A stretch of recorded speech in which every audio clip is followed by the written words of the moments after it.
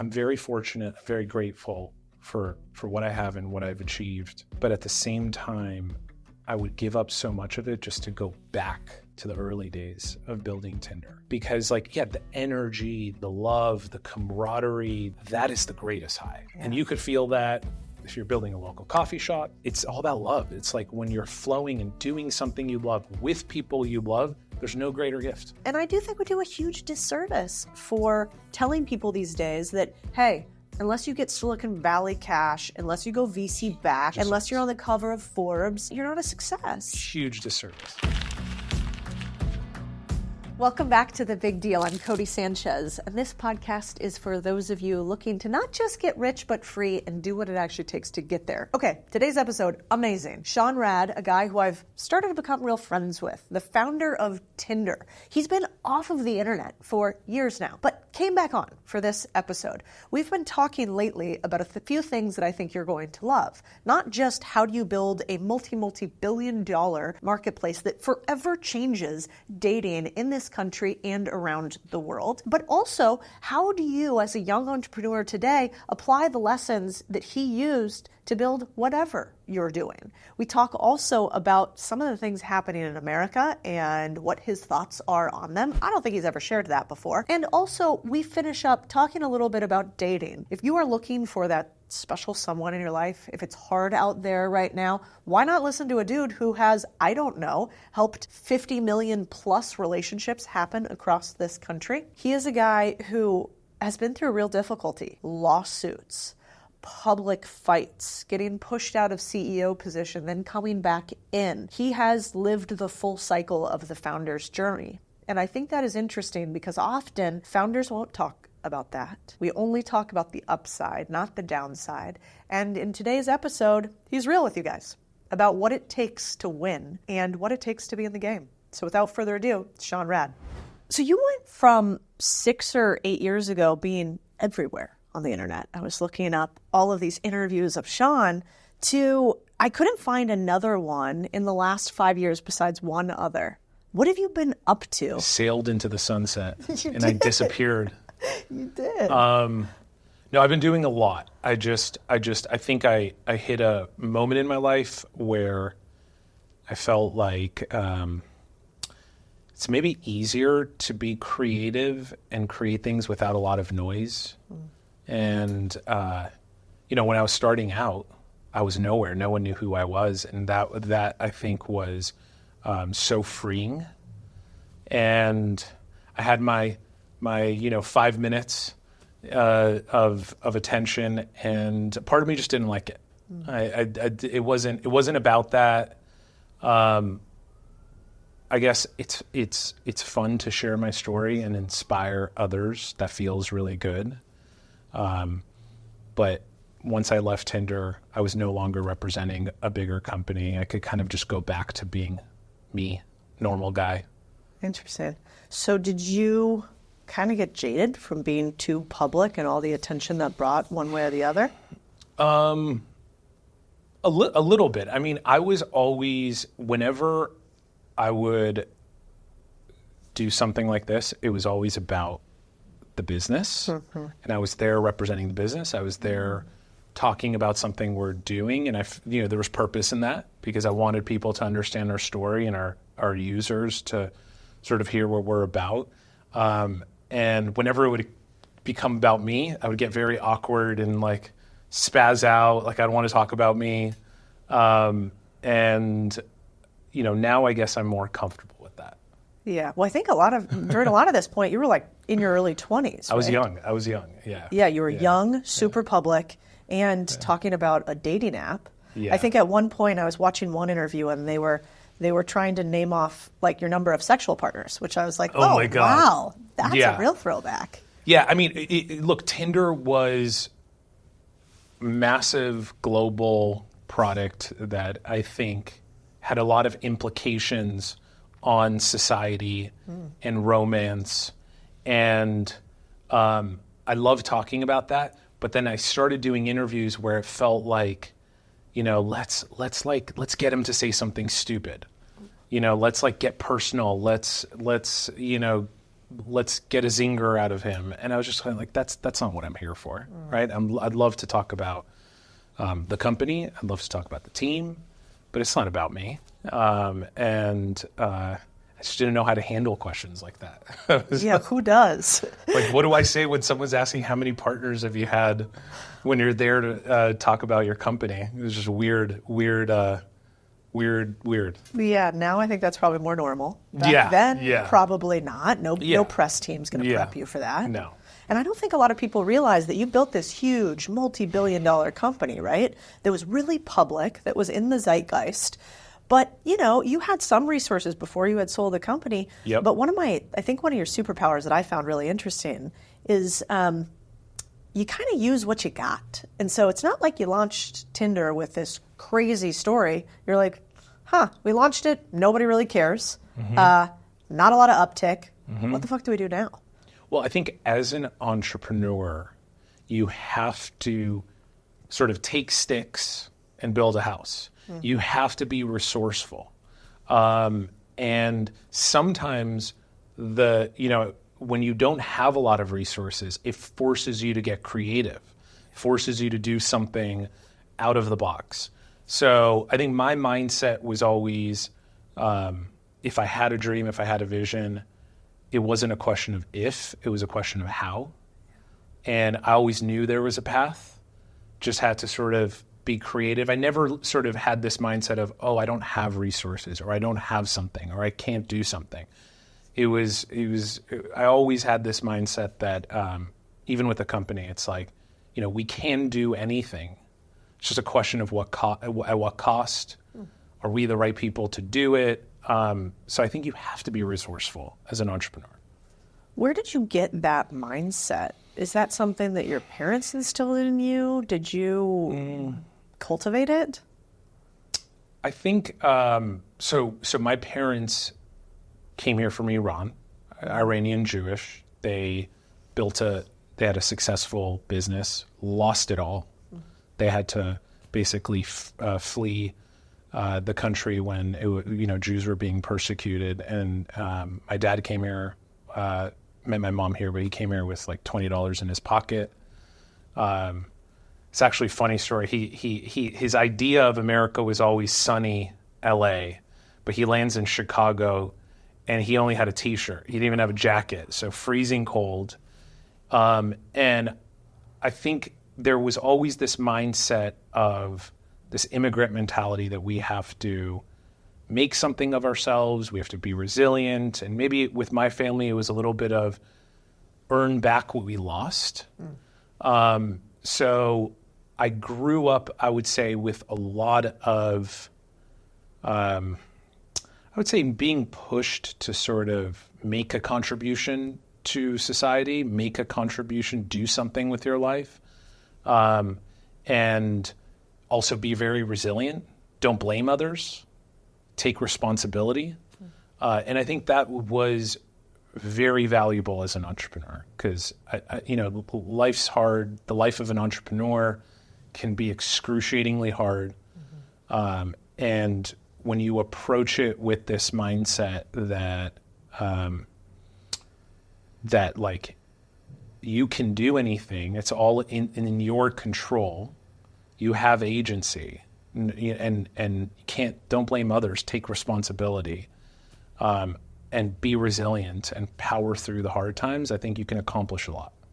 Yeah, I was reading that the average business owner makes about $76,000 per year if they're able to survive the 90% drop-off rate in the first 3 years. Yeah. And they have no idea what it would look like to build a multi-billion-dollar business. What do you think it takes to just hit profitability? If you were going to look back and say, God, all right, if I was going to do it again, or if you were doing it today, how do you get to that first 76K? Because I think even these days that feels out of reach. Well, look, you have to be willing, if you're starting a business, you have to be willing to sacrifice a lot of comfort. And the only reason to do that is because you really love what you're doing. You have to love it. It has to be from the heart, or else you're going to give up. And when it's from the heart, you're willing to take a lot of pain for that bigger mission.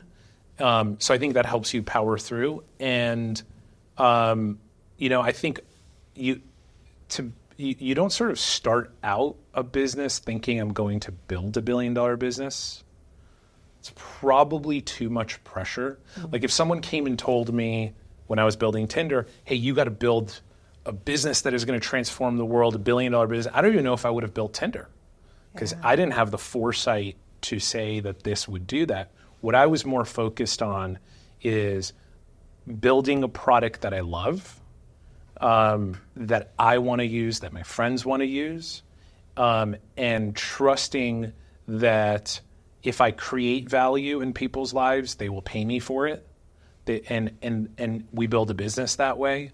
And eventually, sort of the early days felt like a knife fight. Like every user we had to beg to kind of come into the platform. And eventually, the better you get at what you're doing, the more momentum you get, it starts to take a mind of its own. Certain things get easier and then new challenges come in and other things get hard and you have to power through those. And through iteration, you end up clawing your way to something bigger. There is this idea that these massive companies that we know started with that intention. I just think it's false. I think if you talk to most successful entrepreneurs of that caliber, they would not say when they were starting out what they were doing that they ever imagined it would be what it became. It's like you can kind of connect the dots looking back. It's much harder to connect the dots looking forward. Yeah. So for me, it was always about follow your heart, follow your passion, and just kind of trust that the rest is it'll go to the right place. Okay, one thing that I wonder about with people is when they hear follow your passion and love for what you do, it's not like you were passionately in love with matchmaking or something. You're like, I'm passionate painter, and so I want to become a painter. You're like, you're in love with the game, right? Or like, well, do you think people should just follow their passion? Is that how you make a bunch of money? No, look, I think it's kind of a Venn diagram, right? You got to follow your passion. You got to focus on what you're good at. You got to do something that people are willing to pay you for. Yep. So you sort of have to check a lot of boxes. But to me, the most important is follow the thing that you love. For me, it wasn't necessarily, I want to build a dating app or I want to build this matchmaker to bring the world together, but it very much was a fascination of the mobile phone. It had just come out at that time. And I knew that, wow, this thing is going to connect us in unimaginable ways. The idea that I have the power of the most powerful computer in my pocket with me all the time is game changing. And I was in love with the what can be done with the phone, but also I had this other insight where all of my friends at a certain point were like, we were together, but everyone's like heads down in their phones. And I'm like, what the fuck is going on? This is weird. And it just, the thing I was passionate about was this idea that, the phone could, if we're not careful, take us away from the real world. But what if we can use it to bring us closer to the real world?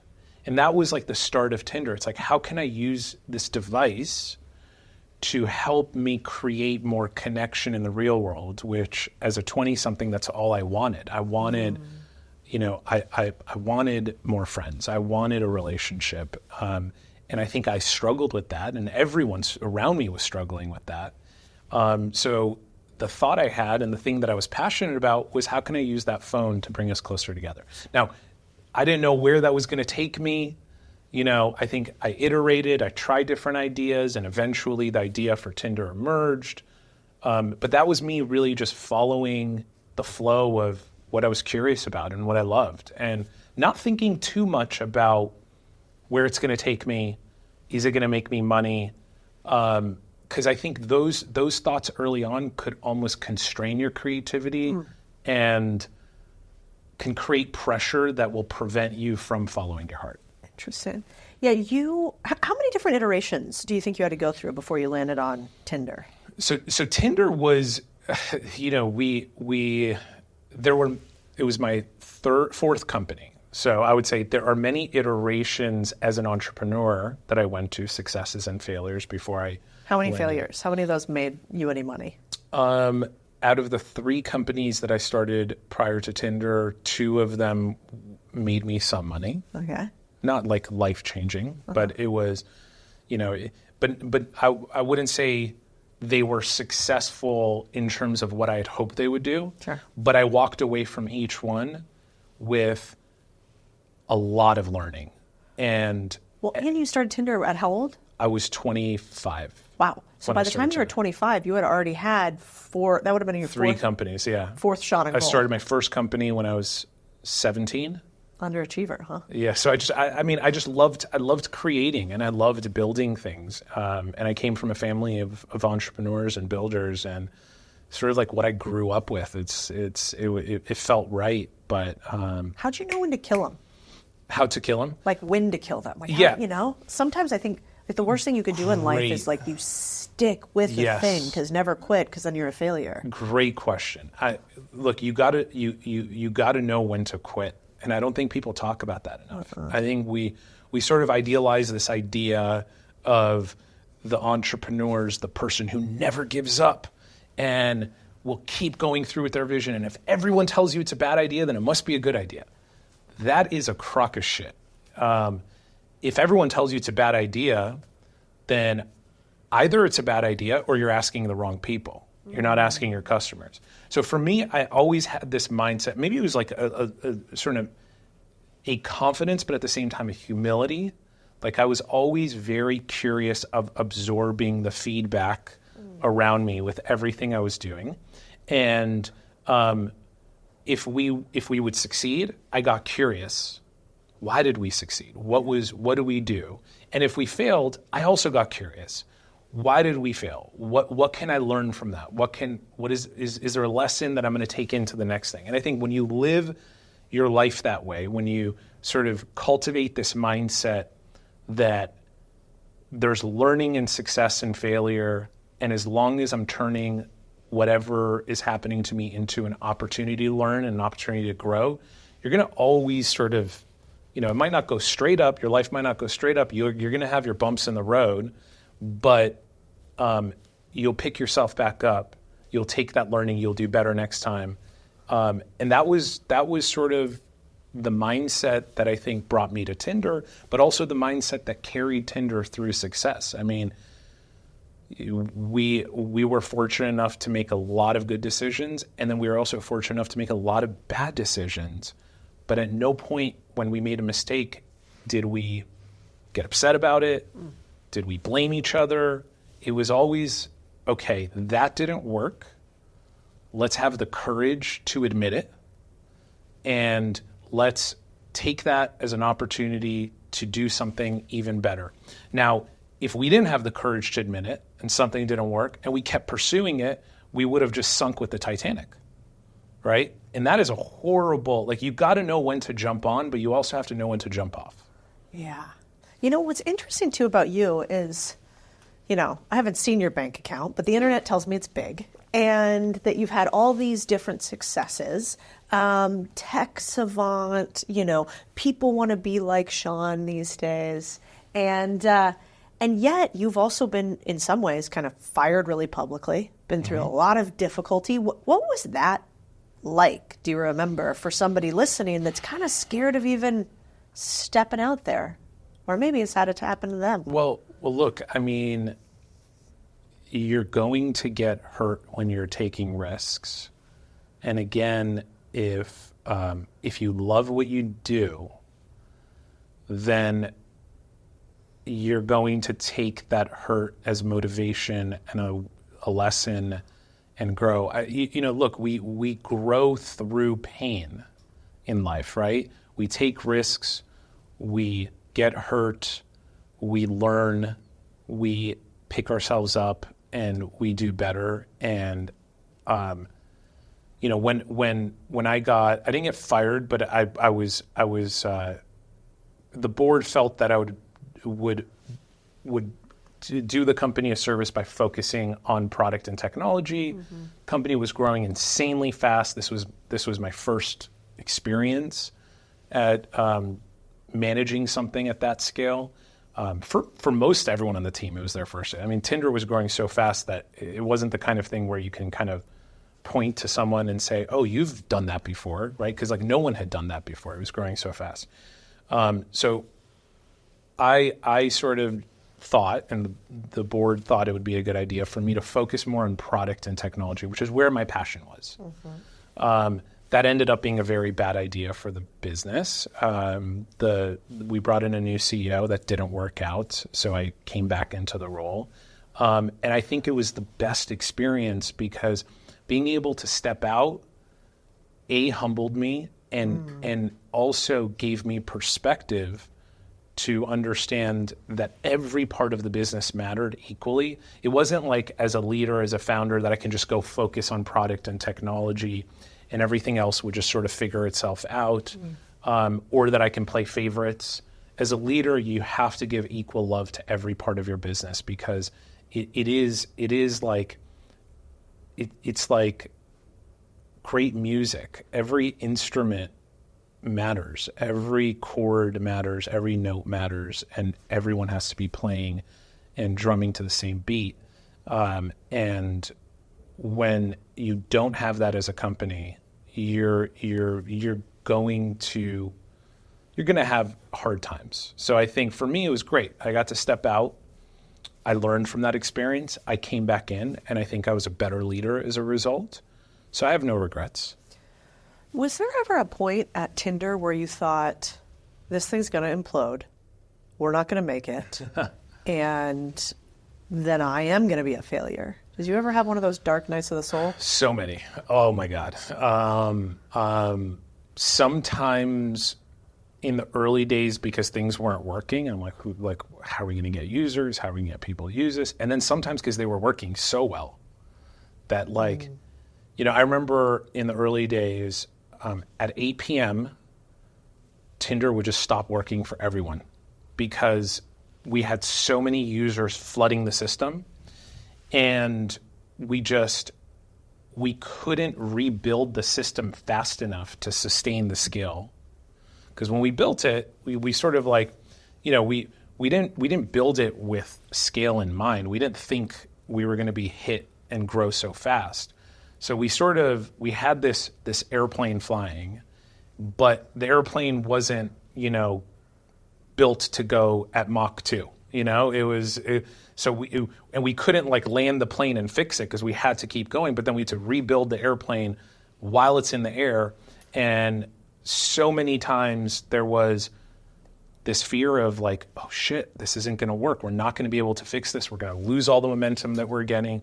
So, sometimes success and rapid success is just as hard as failure. Oh, yeah. I mean, it's a champagne problem to have. Don't get me wrong. I choose that problem over failure. But when you're growing like this, you don't really have a lot of time to dot your I's, cross your T's, get your ducks in a row. When a business is growing like this, there's the luxury of space and time, and you could be a little more thoughtful. When you're growing like this, you really need to prioritize. You really need to pick your battles. You really need to be that much better at navigating and getting the team to focus on what matters and making a decision of what you're going to leave for later. Yeah. I was reading a study the other day that something like 80% of startups fail because they run out of cash. And I think most people think that is because they can't sell enough. But I'm not convinced that it's always that. I think it is often that people don't understand float. People don't understand that if you're growing really quickly, it actually costs you a bunch of money before it'll ever make you any money. And so I'm not even sure if it's champagne. It could be really awful on both sides. You could have a fast-moving rocket ship blow up just as easily as sort of one that never takes off. Yeah, and money doesn't solve all problems. If money was the reason that startups succeed, then you wouldn't have a scenario where smaller companies disrupt bigger companies. Just think about that, right? Let's look at Google. Google's a good example. Being or Microsoft at one point put $2 billion into building a better Google. Well, if money bought you success, then they would have won. They didn't. They just sort of pissed away $2 billion. And I think what startups need to understand is that constraints can sometimes be your friend. When you don't have a lot of money, when you don't have a lot of options, it forces you to focus on what really matters. It forces you to get creative. And that's often why startups succeed and can move faster than bigger companies, because there's less distractions. They can zero in on what really matters. And that's a gift, right? And it shouldn't be a gift to put to waste, right? If you're sitting there as a startup saying, man, only if I had more money, only if I had more people, only if I had more of this, you're focused on the wrong thing. Again, focus on what's in front of you and what you do have, and how do you maximize what you have, and how do you become more resourceful. Because a lot of the times people don't solve problems, they can create more problems.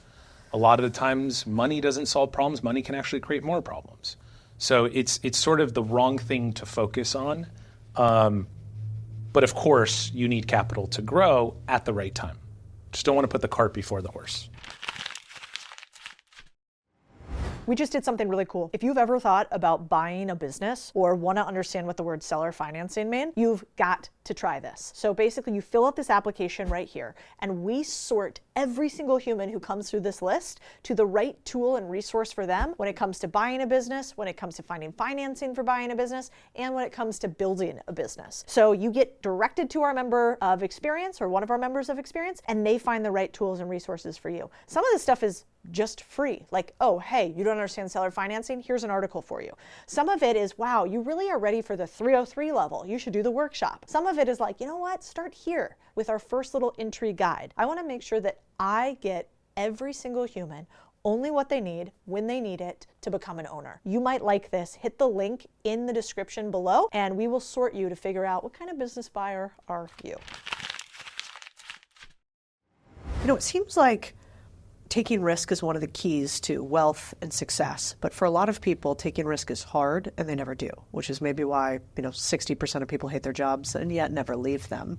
How did you get comfortable with risk, or how do you think about risk, especially for young people who maybe haven't had a chance to take it yet? And would you tell them to go take active risk? Well, first of all, the younger you are, the easier it is to take risk, right? And use that to your advantage. I started my first company when I was 17. And I was in college I was just entering college. And I think I had this mindset that I have this thing, college, right? And I could do that well. And as long as I'm doing that well, my parents will be okay. So let me go take as much risk as I can take outside of school. And let me go try different things. And I didn't have kids. I didn't have to, I was working and paying some of my own bills at the time, but I had, my parents were supporting me. And I used that as an excuse to take more risk. And I think the older you get, the harder it is to take risk. And risk is like a muscle, right? It's like the younger you try new things, and the earlier you sort of train your mindset to know that I'm going to do something, and if it works, great. And if it doesn't work, that's still okay too, because I'm going to learn from that and I'm going to leverage that into the next thing. So if you have that mindset, there's no such thing as failure. You can have moments where something didn't work, but if you get back up and you use that to your advantage, then you're never going to fail. If you cower to it, and you just kind of say, "Fuck, I'm this, I'm that, I can't do it," blame others, not take accountability, then you will get kind of sucked into the void, and then be afraid to get back up and take another risk. Lots of people say these days, work hard. If you go around and watch these videos on the internet, which you probably don't because you have good social media usage, but there's these young guys, and they go to people in fancy cars, and they're like, "How'd you make all your money?" Right? Have you ever seen those? Yeah. Okay. And then they go, what advice would you give to a 20-something? And they always go, work hard. And I wonder, do you think hard work is enough? No. I mean, if hard work was enough, well, look, I think it depends. What is enough is the first question you got to ask, right? What is success? I think we have a lot of false notions of what success looks like. But I mean, if you want to say, hey, success is maybe freedom or financial freedom, then you have to work hard. But is that enough? No, because if you're expending hard work and energy on things that don't matter, is that going to make you successful? No. So I think your body's kind of like an engine. You got to rev the engine and you got to move. If you're just sitting still, you're not going to go anywhere, right? But so the hard work is the movement, the motion, the engine, the doing things. But if you're driving on the wrong road, then you're just wasting your time. So I think it's a balance of hard work but thoughtfulness. It's a balance of hard work but moments of asking yourself, what do I really love? What do I want? What is success for me? Planning, right? Revisiting your plan as you learn, realizing, okay, well, maybe that plan wasn't right. Maybe I got to shift my plan a little bit. Hard work on its own won't get you to any destination. It'll just get you motion, but you got to point the car in the right direction. How do you figure out the right games to play or the right roads to go on? I think that's the hardest part for young people in a world with massive optionality. Yeah, I mean, look, what's beautiful today for especially younger generations is we have more opportunity than we've ever had, right? So someone who's 18 has more opportunity than I had when I was 18, and I had at 18 way more opportunity than my parents had. And sometimes that could be overwhelming, right? Because it's like you have so many options. What do I do? And that's again where I go back to like following your passion and following what's in front of you. I think like I have young cousins who often come to me like, what do I do with my life? Like, I want to do what you did. I want to be successful. I just don't know where to start. And my advice is always like, well, what are your options right now? Put aside where you want to be. What is available to you? Just grab one, move, right? And then you'll learn. And maybe that's not the right thing. And then you can jump off that. Again, you got to know when to jump on and when to jump off. Momentum is your friend. If you don't have momentum, you're not learning, you're not iterating. So I think people spend, especially these days, I see this with a lot of young people, too much time thinking about what am I going to do with my life? Who am I going to be? And too little time with just focusing on being. Just do what's in front of you, learn, iterate. I was a college student, that's what I was doing, and I dabbled with other stuff. And when something better came along, I dropped out of college and I jumped on that boat. And when that startup, I felt like my plan wasn't really working out. I wasn't afraid to say, okay, I brought this to, I gave it 4 years. Now let me jump off this and let me jump on another opportunity. So I think having that opportunistic mindset is going to constantly push you in the right direction. But you got to just move and you got to start with what's in front of you. Yeah. When we were sitting in your living room, one of the things that really impressed me about you is, you have this big background, you've done all these huge things, but you mostly just asked me a ton of questions. And you're like, well, what about this? Well, have you thought about this with BizScout? Have you done this? Have you done this? And I think a lot of times people who are up and coming don't realize that the people who are the most successful are not always the ones who talk. They actually are the ones reaping information constantly. Absolutely. And so were you always curious like that? And how much is curiosity and asking a lot of questions important to success? I guess I was always curious and always searching for truth. Like, I didn't just accept answers as they came to me. I needed to understand more and kind of go deeper and go deeper and go deeper. And that is absolutely the most important thing in life and in work, because when you ask questions. Like, actually, it's harder to ask the right questions than it is to have the answers. Questions are more important than answers. As a leader, too, right?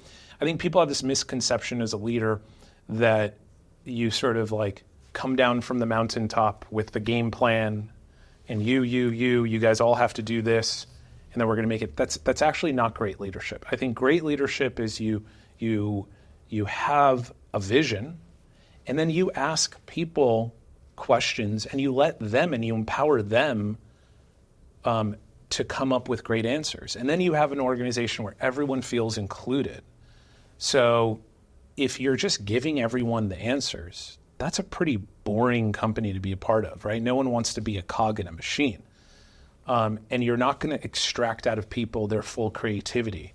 So I think questioning yourself, questioning others, that's what gets you to the deeper truth, and that's what pushes you to grow. And the more questions you ask, the better you get at asking questions.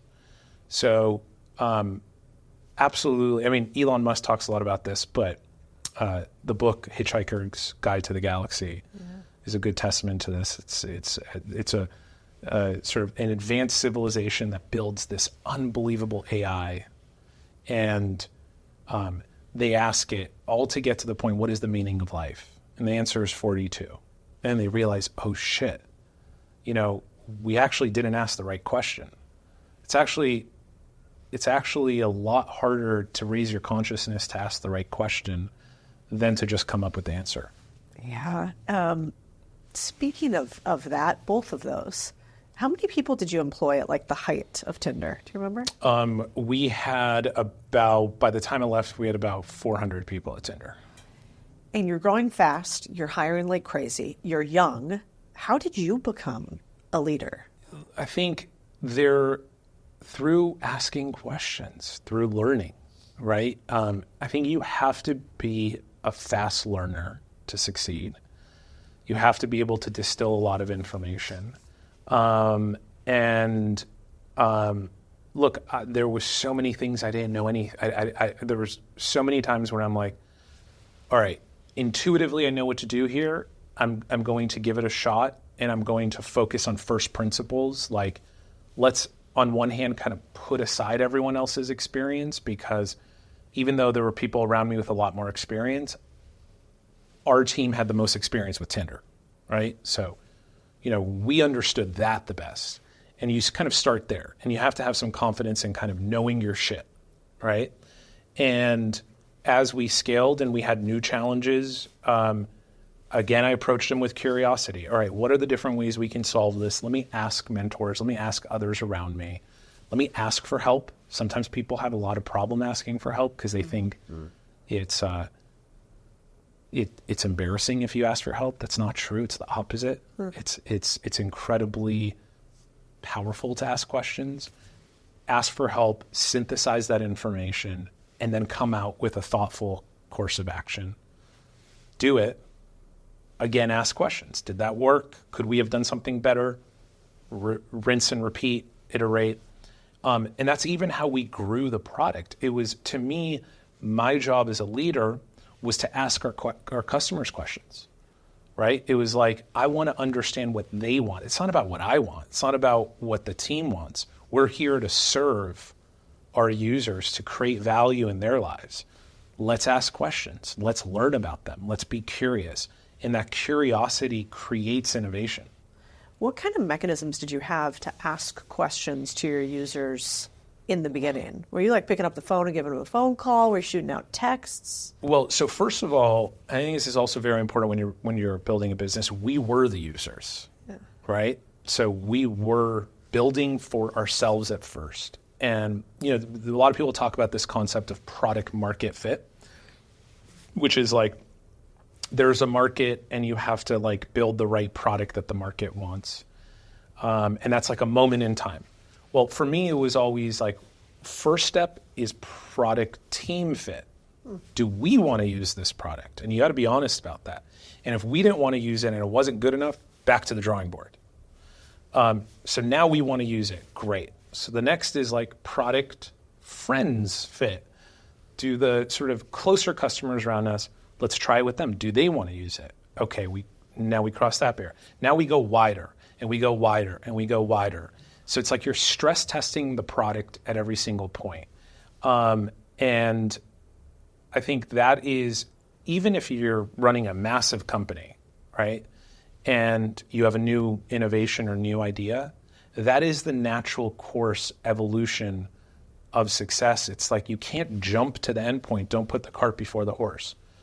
Build it, test it, build it, test it, iterate, test, iterate, test.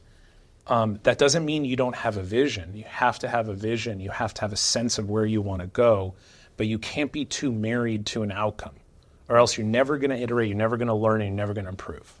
Yeah, I think that's one of the hardest parts that I found in building products and running teams that are fast growing, because sometimes to the team it can feel jerky. You know, I always think about it like left row, right row on a canoe. And, you know, maybe you have your quantitative metrics like, yeah, we want revenue, but we also want, you know, quality, whatever your quality metric is. And so I think it can sometimes feel overwhelming for them. And as a leader, it's at times hard to explain why the path never goes like this and we can't plan perfectly. Instead, it's a little bit like this. So when you are working on businesses or with the 100 companies you've invested in since then, what advice do you give leaders to help explain to your team that, it's not going to be the most linear of a path, and that's actually normal? Well, I think the first thing I would say is you have to, as a leader, inspire others to go on a journey with you. So you have to have a sense of what problem are we solving? Make sure that's clear. Why is it important to me as the person who's asking you to join me on this mission? And then you want people around you where that becomes important to them. So passion, right? When you have passion, naturally when something goes wrong, people don't get stuck in that. It's like, okay, that didn't work, but like we believe in where we're going. All right, let's iterate, let's get back on. But also you need to cultivate an honest environment. At Tinder, I encouraged people to come to me and tell me if something the company was doing was bad or something I was doing was bad. It's like I wanted that feedback. It's like, check me. Tell me I'm wrong, right? You want to cultivate that environment. And rather than like, let's all pretend like everything's beautiful and let's bury the problems under the table. When you're sort of facing both the good and the bad in the eye, people get comfortable with facing the bad, and people keep seeing that like when we come up with a problem, that's actually exciting because now we get to go solve it, and now we get better. And culture is very much a product of wins and losses. Culture is not like this thing, we put some fancy words on the board and we all strive to do those things. Culture is a product of experience. We tried that thing. We learned that worked. Now we sort of like develop the playbook a little further, right? Like that's for us, that was a good move. Let's codify that. We tried this thing, that didn't work. All right, well now let's understand that like why that didn't work. So let's not make that mistake again, and let's put that on the board and say, so the series of wins and losses becomes your culture. And that's why companies, like humans, the more we experience, the more we take risks, the better we get, the more we learn, the more we grow as a team. So I think you have to cultivate that mindset that success, failure is okay as long as, success is obviously okay, but failure is okay as long as we're leveraging it into something better. Yeah. Ultimate failure is not okay. Momentary failure is okay, and sometimes good, because it's like the check, like stop, what you were doing, that's not the right path. Course correct. And if you're not willing as a team, as a culture, to look at each other and say, that didn't work, or that's a stupid idea, or we made a mistake, then you're never going to course correct, and you're never going to improve. Yeah, what's interesting is you seem comfortable with risk and comfortable with a little bit of conflict. You obviously had a big public lawsuit in the later days of Tinder with like arguably one of the most powerful men in the world, Barry Dillon, and you won, or at least settled. Let's use the right vernacular. What was that like, and was that scary to go through? It was very scary, but again, I go back to the heart. I think although it was scary, the pursuit of what I believed was right, the pursuit of defending the team, the pursuit of the heart, right, the love, overshadowed all of that fear. And like I just tried not to think about the fear. It's just like focus on the positive, focus on the just nature of what you're doing, focus on your truth. And again, I mean, I keep saying it, but it's like once you have that, when something kind of hits you off course, it's like all right, bring it on. I'm going to get back on. I'm going to keep going because I believe in what I'm doing. It's when you actually don't believe in what you're doing, when you actually don't love what you're doing, when you get knocked down, you're not, you might not want to get back up because it's like, oh, is this really worth it? So the resilience, like love is resilience. And cultivating a culture of love, of passion, of meaning, of purpose, as a leader, bringing that to whatever you do and inspiring that in others, that's going to power the engines beyond. That's going to create more energy than anything else, more than fear, more than hate, more than a desire to compete and destroy your competition. Like, that's the wrong thing to focus on, because A, it's not healthy, but B, it's not going to give you the greatest level of horsepower, and it's not going to scale. Love can scale. Hate, fear, those things could give you some energy if used right, but they also don't scale. They're not productive. They eat you up inside. They don't make you better. Yeah. So when you were going through it, and you got to, I think you said it, you're like, we got to go to war. Mm-hmm. We're going to go to war with this person. And I think in business, there are moments like that. And people don't like to talk about it because it doesn't always have to be a zero-sum game at all. Mm-hmm. But there are moments where, like, you are called to sort of battle and to either win or lose versus somebody. So how do you do that in a way where you don't lose yourself in hateful emotions? Or are some moments you're like, nah, I'm fucking mad. We're going to be doing this in a moment. But the long game reason why we're doing it is positive. Mm-hmm. I think love doesn't always mean that you don't protect, defend, right? Love can sometimes be violent even, right? Like I hate drama. I don't like problems with anyone. I like win-win-win scenarios. But if someone threatens my family or someone fucks with me, right? I'm not going to just be like, oh, I love you so much. Thank you for... No, it's like, that's not love at that point. Sure. Because if you threaten something I love and you threaten my truth, then it is actually love when I say, I'm going to bring justice and I'm not going to let you get away with that and I'm going to hold you accountable. And also when you're scaling a business, look, there are times, we had Tinder such a passionate, loving environment, and we were like really close like a family, that it was like really hard for me to fire people. And I think a lot of entrepreneurs deal with this. And it took me a while to realize that I used to think that if someone's not performing and if I fire them or I hold them accountable, that I'm being mean and I'm hurting them. It took me a while to see that, no, I'm actually being mean by not holding them accountable.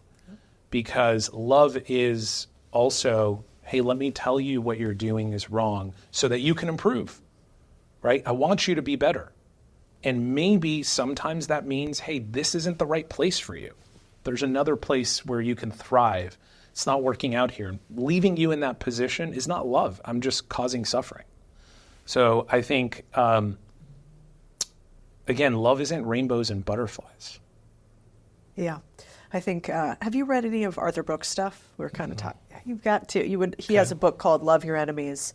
But he is actually, he started an institute at Harvard, which is all about love. And basically, really interesting guy, head of AEI, the conservative think tank, left to go to Harvard and create this institute all about happiness and love. And is that the happiness study? Yes, know a lot about it. Yeah. Yeah. And the 80-year happiness study. Yeah. Yes. And he's fascinating because he's best buds with the Dalai Lama and also like on a first name basis with Karl Rove and Dick Cheney. And so you have like a very odd juxtaposition of a human. Yeah. But he would, in a touchy-feely way, say it's the most powerful emotion out there. More than hate, more than vengeance. Look, I mean, do you want to be a billionaire on a yacht by yourself with no friends, with no love in your life, with unhealthy relationships?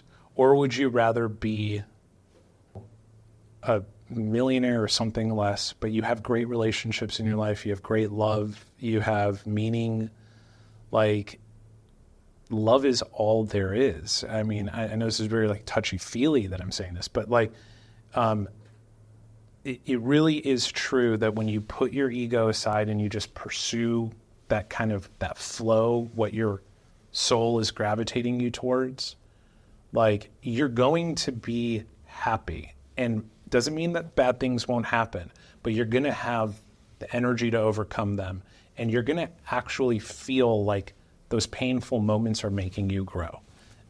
So I think another thing I'll say, and very much about, this relates to Tinder, it's like,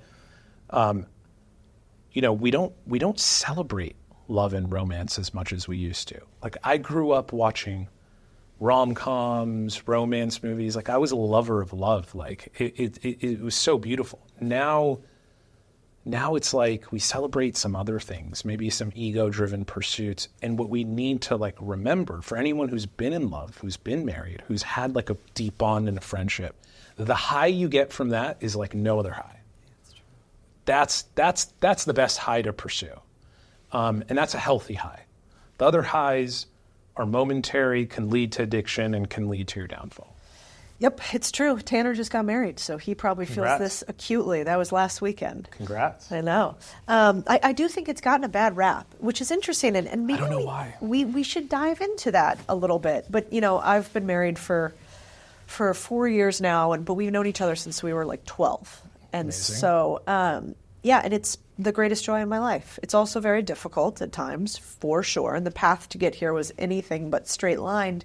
But man, life is hard. And so having somebody you can rely on is incredibly beautiful. And that was like, part of your goal at Tinder, right? I mean, we were joking about how you don't like if it's called a hookup app because you say it's not. That was not the purpose of it. Well, it's just so much more. Yeah. I mean, were there more hookups as a result of us building this tool that connects people? Yes. But there were also more marriages, there were more friendships, there was more of everything. If you're 18 and on Tinder, you're not looking to get married. You might not even be looking to date. So, you're going to, Tinder was a reflection of who was using it. Yep. What we built is this highly effective way to connect people and bring down the barriers of connection. What you do with that connection, we never wanted to judge, right? Not hookups, not marriages, not dating. We actually had a rule against saying that Tinder's a hookup app, a dating app, a marriage app, an anything app. Like, we did not want to define it because we saw ourselves as this very effective tool of making an introduction. What you do with it is completely up to you. We don't want to judge. It's not our place to tell you what to do with a relationship or where to go. That is up to the individuals. So what do you think about what has become of online dating today? Like, we've got apps like Hinge, we've got apps like Bumble, and we've got apps like Tinder. Where do you think we have gone wrong in a society where we're having less sex than ever, we're getting married later and less often than ever, and we feel more lonely and disconnected than ever, and yet it's this easy? There's I mean, if I could talk about this for hours. I don't think a decline in marriage, a decline in sex, I don't think is a byproduct of a product like Tinder. I actually think maybe Tinder is helping, adjust the trend, prevent it from going down even worse. I think there's a lot of societal factors that are resulting in this. I think part of it is like, we all are pursuing independence. Which is beautiful, right? I think we're more independent, more individual, and we have the power to sort of be who we want. And I guess, like, again, we forget that two people coming together is more beautiful than me sort of being whoever I want and doing whatever I want, right? Yeah, it does feel like self-love has overcome love. Yes. Yeah. And I think we forget that, like, the power of love between people, community, again, that's the greatest high, right? Sometimes that requires sacrifice of your personal ambitions and individuality. And sometimes that could be a positive thing because I think you create a community. You have to give a little bit of yourself to sort of come together as a team, as a community. But if you give a lot of yourself, that's bad, right? Or if you're compromising sides of yourself that you're not willing to compromise, that's bad. And I think maybe for a period of time, marriage and felt a little confining, a little too controlling for people. So we were sort of like entered this wave of like, don't control me. I am who I am. I want to pursue whatever I want. I want to do whatever I want, which is beautiful. But I feel like now we're coming back and remembering that, while that's beautiful, making a relationship work and making a marriage work and making healthy friendships work will pay off so much. And so I think there's maybe a revival of love, at least I feel. A revival, maybe like a spiritual, romantic sense of community, relationships. People are starving for it. I definitely feel like there's thirst. I don't know about the quenching yet. I heard this new term the other day, selfogamy. What is that? Which is like, instead of monogamy, it's just, you're in a unilateral relationship with yourself. I think it actually originated right here in LA. Holy shit. Of course, by a Hollywood actress, which I won't name because I'm not positive that was her. But there does seem to be this, I don't know what it is, in a world in which we have so many options, men and women aren't talking to each other in that way anymore. Now, you had a belief that Tinder was the right way to do it, as opposed to the way that, let's just use two examples, Hinge and Bumble are doing it. I thought that was really interesting. Can you explain why? Well, first of all, Tinder's still the biggest, by far. Everyone else copied Tinder. So I don't think they're different. They're different around the margins. But let's examine what made Tinder work. Without Tinder, if there's someone I want to meet, I would have to walk up to them, put myself out there. I might get rejected. That might really suck for the person who has to reject me. But Tinder created this magical environment where, like, I could tell the matchmaker, the phone is like the matchmaker. Like, I'm really interested in that person, but I'm not really, or if they're interested in me, then the matchmaker can say, hey, Sean and so, you both like each other, you should start talking. And that was like the innovation we called the double opt-in. Which was revolutionary, right? Which was revolutionary, before, and that right? was your idea. Yes, that was the core idea. Because before that, I would walk up to someone. It was like a numbers game. I might get rejected. I might feel bad about myself. I might make someone feel uncomfortable. I might be at a restaurant and like you could be with your friends and I'm with my friends and it's weird for me to like interrupt your dinner. it was just very weird and confusing. And then the phone was kind of like making us more insular and like kind of taking us out, and we were losing those skills. So Tinder solved that by breaking down those barriers.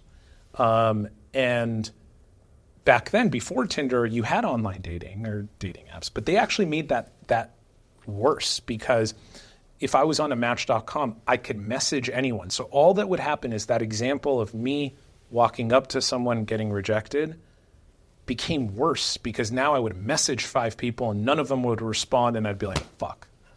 Like, I feel like a loser, or I feel desperate. Oh. So Tinder really changed that game. And then after that, I mean, so like we created this industry, we created this movement, and then there were a lot of other companies that came after with maybe like an angle, or maybe thinking that they're fixing a problem with Tinder. That was like their marketing. I mean, all these other products, their marketing message, somewhat now, but especially when they're starting, was, we are Tinder, but we have this one little feature. Yeah. I'm like, that's not really a company. I mean, like, where's the vision in that? Where's the imagination?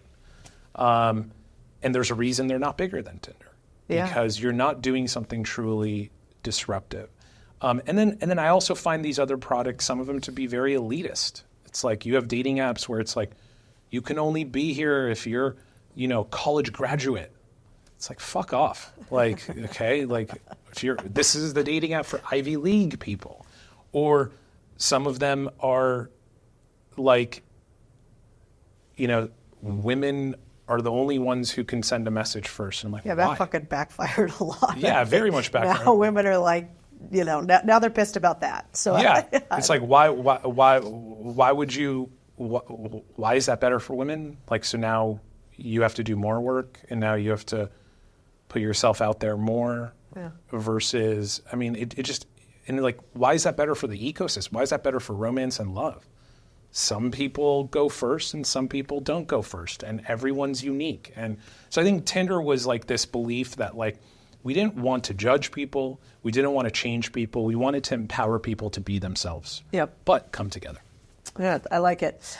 Okay, how about the counter argument, which is, did we make a bunch of soft motherfuckers that now can't even go up to each other at a bar and ask each other out? Like, do we have real societal consequences from this? It's a good question. I've struggled with that question a lot. I would say 2 things. One,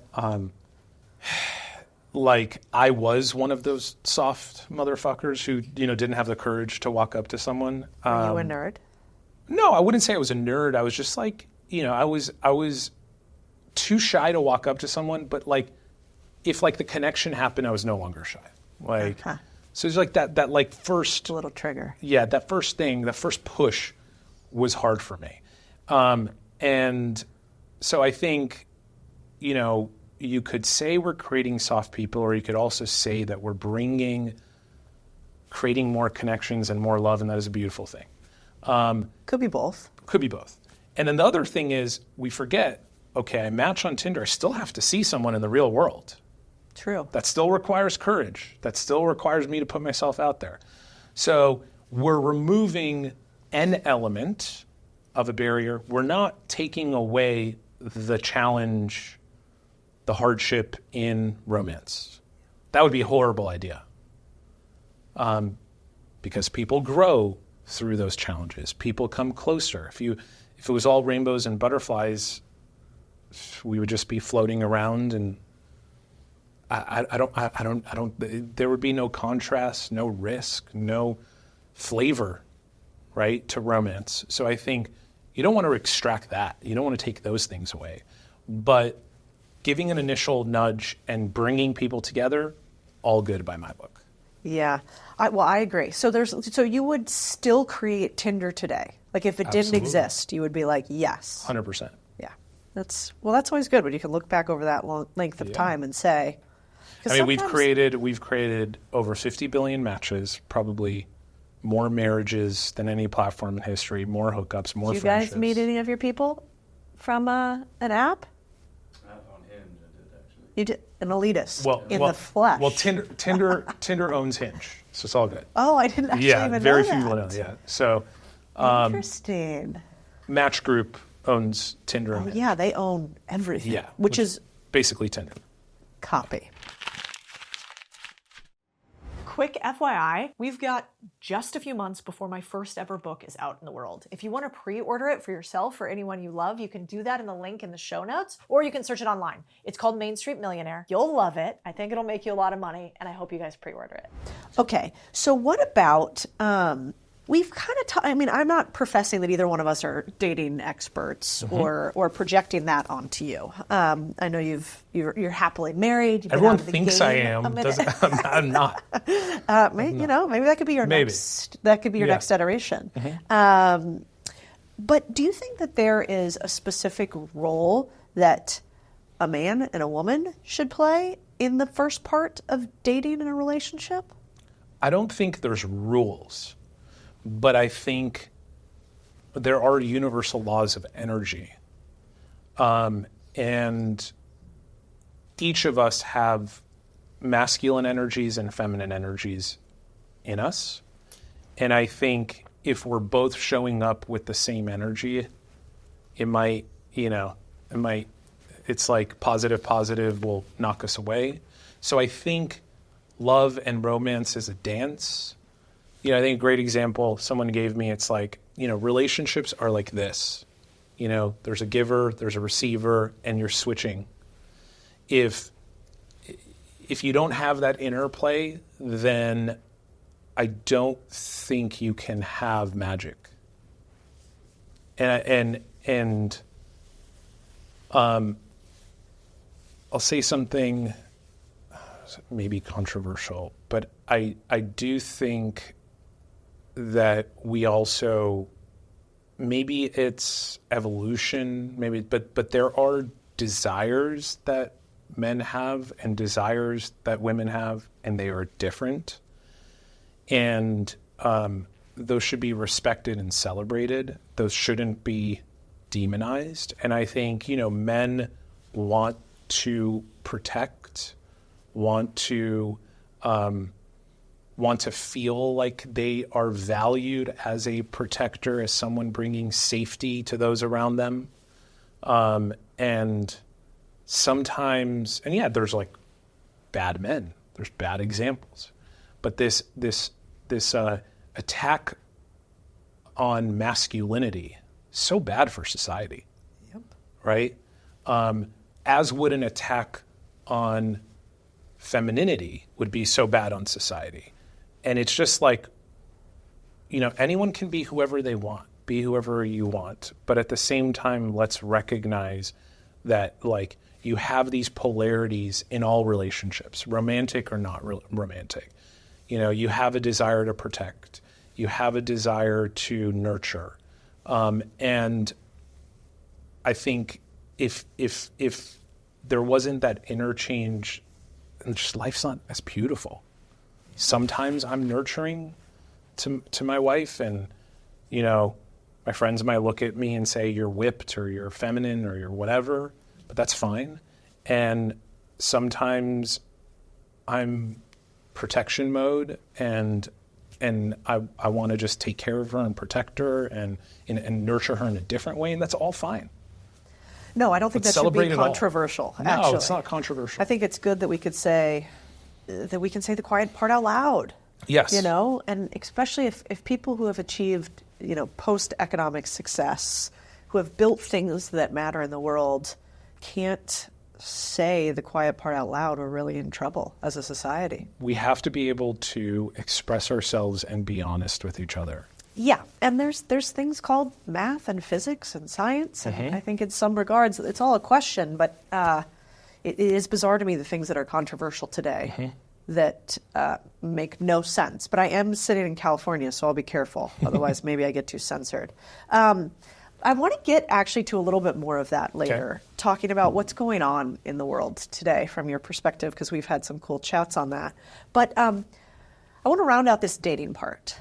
You've been on the inside to more matches, more information on humans coming together to find love of some sort than probably most humans alive today. What advice would you give to somebody trying to find a partner today? Because I see so many desperately seeking it. Number one, be authentic. Be yourself. Don't front. You don't want someone to like you for something you're not, because eventually they're going to find out who you really are, right? You want someone to love you for who you are. And that's number one. Number two, I would say, be curious, ask questions. It's not you're there to get to know someone else. You know, the most effective, like, pickup lines never worked on Tinder. They were just laughed at.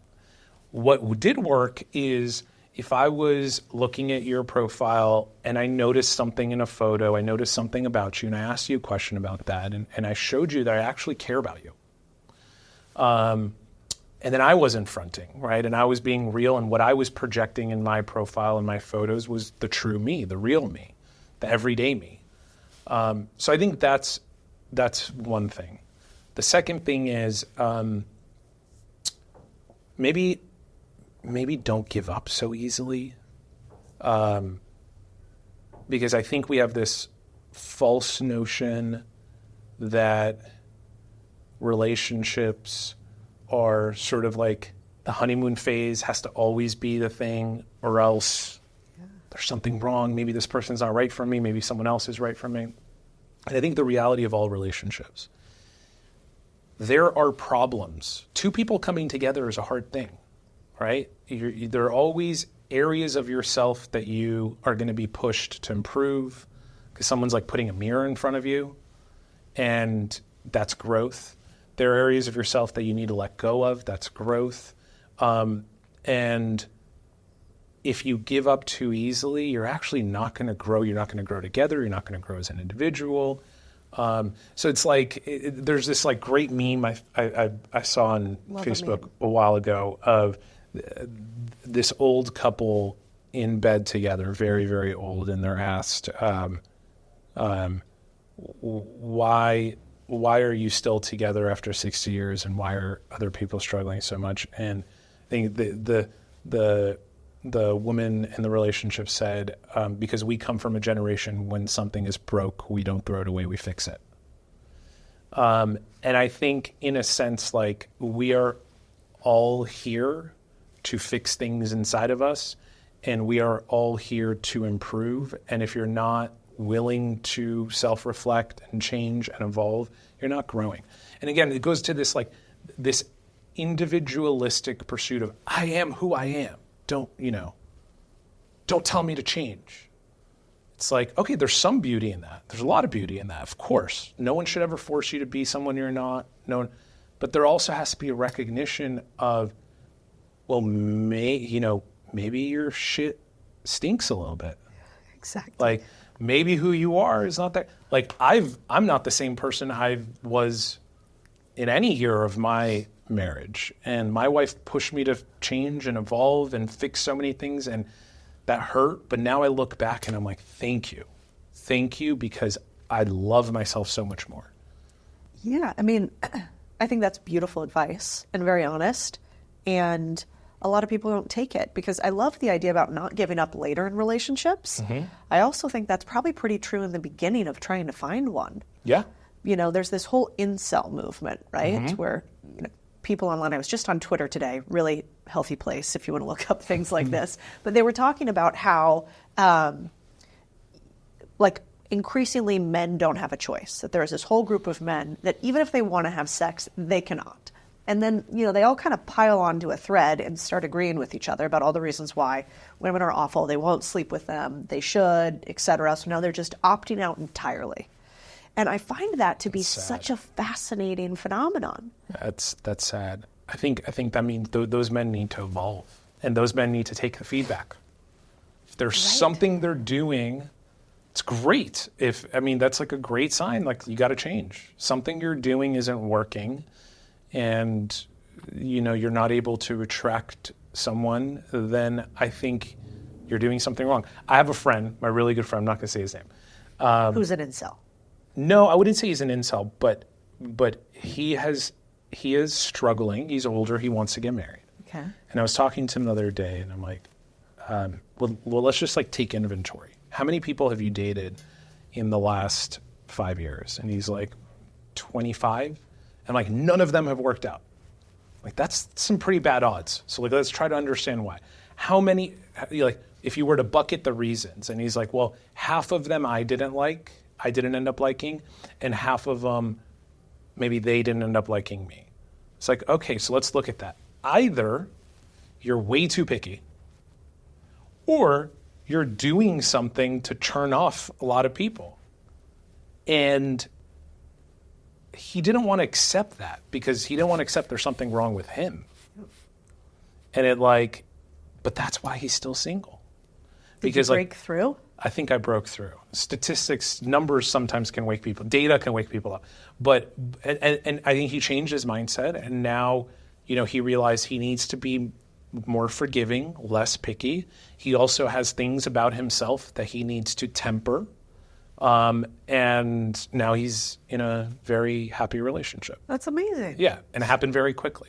So I think there's this element of you have to be honest with yourself. It goes back to what we were talking about in companies. If you have a company where I'm not able to tell you, I'm not comfortable enough to tell you that, hey, you did something wrong, or I think you need to improve that thing, and let's have a discussion about it, then you're just going to walk around doing the same thing you're doing, and I'm lying to you, and I'm just going to grow resentment, and we're not going to come together. You're just going to kind of go your path, I'm going to go my path. But it's through that tension that we get closer. Through that tension, we find common ground. Through that tension that we change. And that's a beautiful thing. There's nothing wrong with that. That's evolution. That's society. That's romance. You know what's interesting is I remember you were talking back in the day about how Tinder tried a few different things. Like you guys tried to be a friendship making app at one point. And what you did right there is something that I think a lot of people do not do today, which is tell the thing that their friend does not want them to hear to their face. Yeah. And you did it rationally and in a way that you could kindly, rationally, numerically, which I think is a nice way to say it. You also had sort of a framework like let's take inventory, which is like not let's talk about your faults. It's like let's just analyze the situation and then let's bucket it and then let's see what could be a downward stream of that.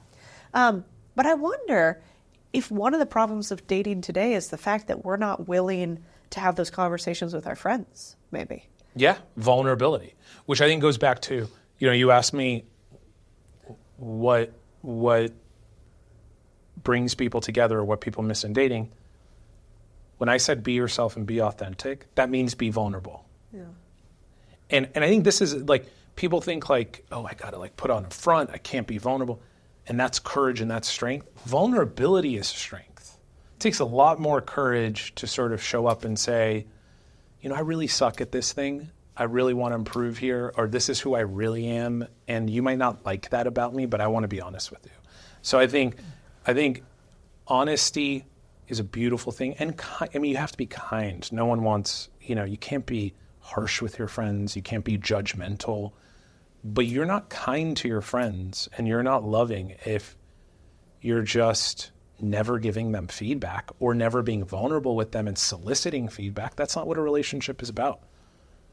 Were you always sort of more empathetic like this, or was young Sean totally different than this Sean? No, I think I was always okay with people. Well, okay, so it's double-edged sword. I grew up in a family, Middle Eastern. Middle Easterners love hard and hate hard. Yeah. So there was a lot of like, I love you, I die for you. But there was also a lot of like, why are you in a room and why aren't you going to do something with your life? And why aren't you, there's a lot of like, in your face judgment. So I think I always felt comfortable if people came to me and said like, what's wrong with you? Why aren't you doing it? And I never saw it as like my feelings, or I saw it as like, oh, okay, so like you're telling me I need to improve something. Like that's going to make me better. Now, as I got older, I recognized that maybe there are healthier ways of doing that than kind of be in your face and abrasive. That doesn't always work. So I've always been honest with people, and I've always wanted people to be honest with me. And if I ever felt that there was a fake connection, it would make me really unsafe and uncomfortable, like you're hiding something from me, or, I hated that. But I think as I got older, I learned to communicate better. Yeah, a little softer around the edges. Softer, more productive, and I think that's, again, you can't. No one wants to work with someone who's an asshole. No one wants to follow someone who's an asshole. But also, no one wants to follow someone who's inauthentic and a liar and just like a politician. And right. You don't trust that person. At Tinder, I would always say, like, I'll never trust is when someone is vulnerable with me and says, I don't know how to do that. So like if my team would come to me and say, if I gave them a task and they would say, I don't know how to do that, that was rewarded. Love you. I'm here to help you. Let's figure it out. But if someone said, I got it, right?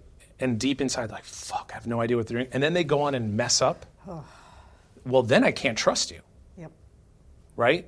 So trust is built through vulnerability, through my transparency, through honesty. In a relationship, in a company, you have to have trust. And you can't have trust without vulnerability. No, it's true. And without really hard conversations. Absolutely. Like, I do kind of think that your bank account becomes a reflection of how many difficult conversations you're willing to have. Yes. And it's tiring. And how much difficulty you're willing to endure. Yeah, exactly. Well, and how many sycophants you let stay around you as you get more successful. Yeah. I think one of the most hard parts about continuing to run companies is people tell you what you don't want to hear all the fucking time if you're doing it right. And so does the market, which is a real blast. But I do think that's how you get better as a human, which is why, like, the game of business is so incredible, sort of like the game of relationships. Yeah. Both of them are one of the fastest scalpels to, like, cutting yourself into the type of human you want to be, it seems like. And I think I was always, like, very soliciting of feedback. It's like, give me more, give me more, give me more. And I think that's what created this very special culture at Tinder, where everyone felt like they had a voice and everyone felt included and everyone felt empowered and like they weren't hiding, and it was very meritocratic in that sense. It's like, rank didn't matter, ideas mattered. I love that. And how do you feel about hierarchical cultures, one line of communication, versus distributed cultures and multiple lines of communication from a leadership perspective? I think your companies that believe that the best ideas come from the top are foolish. And if you're not creating an environment where you're sucking information up, right, from the customer up. Like, for me, we had people who started at Tinder as an intern and within a few months ended up running an entire team. That's amazing. Wow. And the simple reason is, like, okay, you were allowed to come into my office or go talk to anyone. We didn't have rank or rigidity.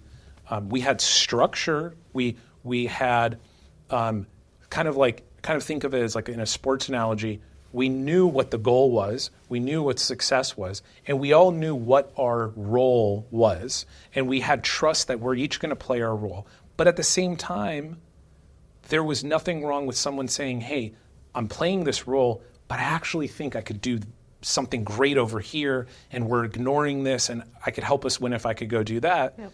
And it's like, great, go do it. Like, if you have a plan, you have a great idea, I don't care who you were. I don't care how much experience you had. We really, and that's the environment everyone wants to work in. No one wants to be a cog in a machine. Everyone wants the freedom to express.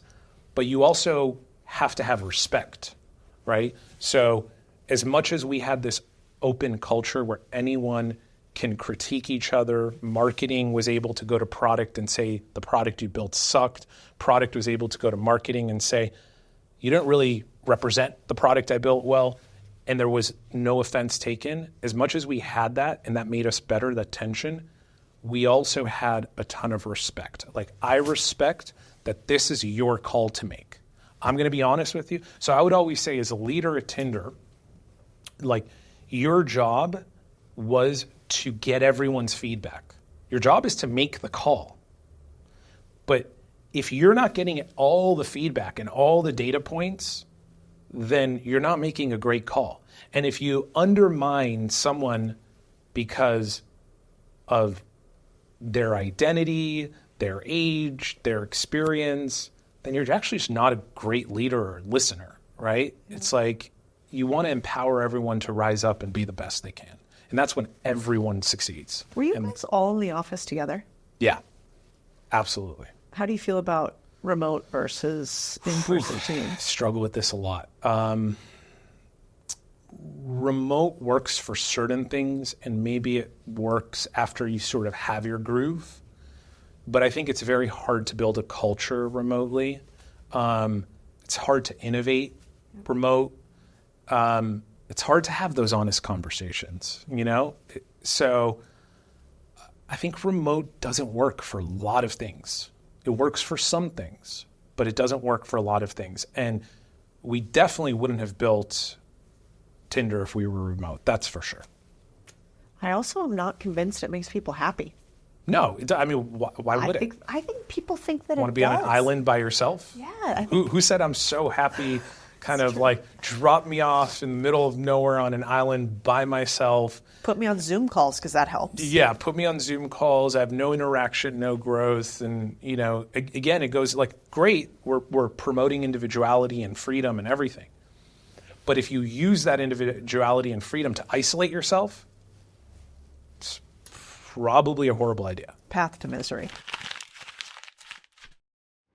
So I talk a lot about business buying, and I get a lot of questions about it. One of the most common ones is, where do you find a business to buy? My answer is sad, because the worst deals are oversaturated marketplace sites, but the best deals are off-market or curated deals. Either way, finding a business to buy usually kind of sucks. I think it should suck less, actually. So that's why we invested millions in this company. It's called BizScout, a business buying marketplace full of the best deals for both on and off market businesses. It's brand new, it's built different, and we've got verified buyers. So what does that mean? That means the best sellers that are actually interested in listing will get responses. We've got scout sites, aka at a glance, what's the quick analysis of this deal? We've got off-market data, so you can get all the info you need to do direct outreach efficiently. We've got embedded lending, so you can get your own financing for the business right where you buy it. BizScout is brand new, so go check it out, because we're going to be adding so many features over the coming years. And I hope that in the future, with you guys and your feedback,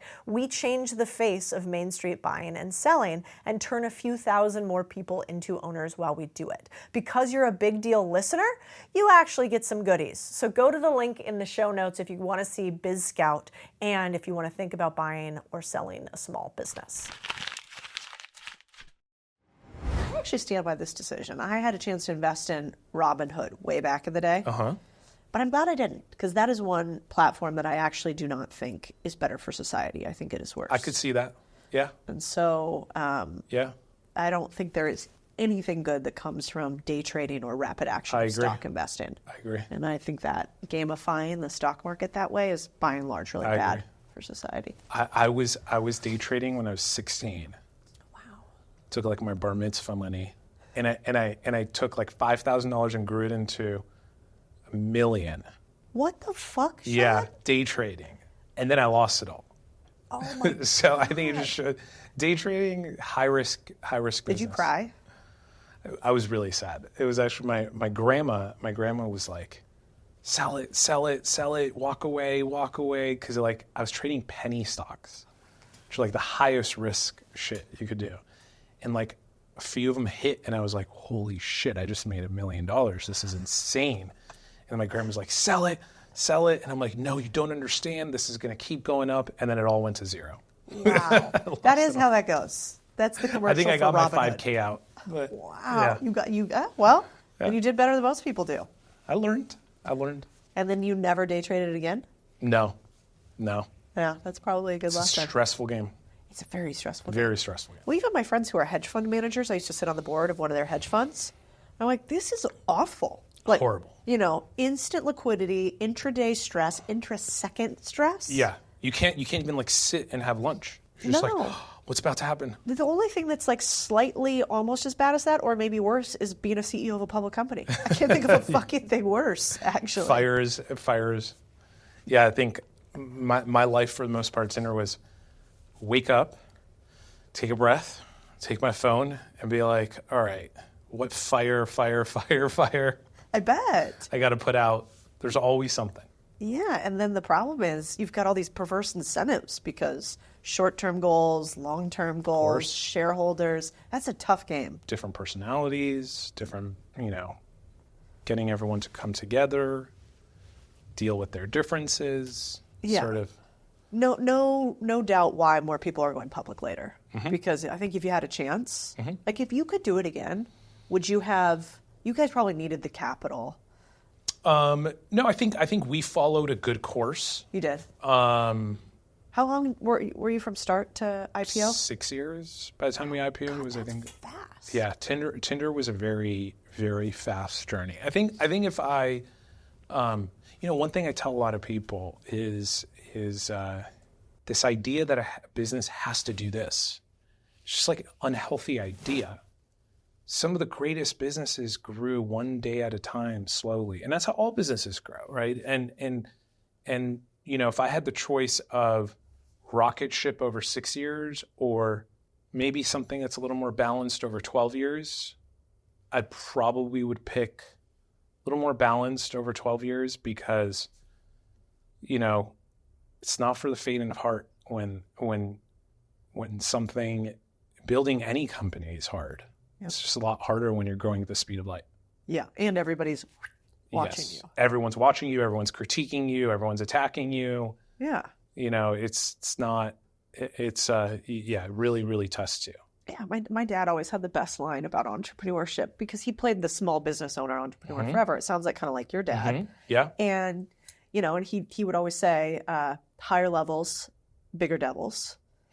And true. I think it's true. More money, more problems. Yeah, in the famous words of, is that Biggie? Yeah, I think so, yeah. Okay, show how not cool I am now. Me asking you if I'm a nerd. I don't know the lyrics to that song. Yeah, I think, I don't think it's easy. I do think it's worth it. And we kind of shared a love over this idea of community small businesses. People getting back into their small local businesses. Yeah. Do you want to blow up your local LA coffee or tea shop, or are we going to keep that private? Keep that private. Oh gosh. Yeah. Okay. Well, we can talk about it. Well, I'm investing in a local coffee shop because I love coffee. Yeah. And I love the team, and I love what they're doing. And I think I was telling you, it's like the enjoyment and love I'm getting from 2 coffee shops, which are tiny, right? Which are tiny. I mean, like. It's weird. It's like, yeah, I built this massive company, hundreds of millions of users all over the world. And, but I like these 2 coffee shops, the joy is equal, it's like, put the money aside, the passion, the joy, the camaraderie, that's what it's about. And, you don't have to be a massive company to have that. Yeah. And I think that, I often say this to people, like, I'm very fortunate, very grateful for what I have and what I've achieved. But at the same time, I would give up so much of it just to go back to the early days of building Tinder. That's crazy. Because the energy, the love, the camaraderie, the that is the greatest high. Yeah. And you could feel that if you're building a local coffee shop. You could feel that if you're doing something philanthropic. It's all about connecting, it's all about love. It's like when you're flowing and doing something you love with people you love, there's no greater gift. Yeah, I also think there's really something cool about being able to touch it. Yes. That's why I love small businesses. You're like, that's mine, right there. It's in my local community. Yeah. I can engage with it. Yeah. And, sometimes with tech, harder to touch. Yep. With finance, harder to touch in some ways. And I do think we do a huge disservice for telling people these days that, hey, unless you get Silicon Valley cash, unless you go VC backed, Huge unless disservice. you're on the cover of Forbes, you're not a success. Huge disservice. And like, how many friends did you have coming up? Did you watch never make it? I mean, I'm the only one of all my friends who's done something of this scale, and it doesn't mean I'm happier.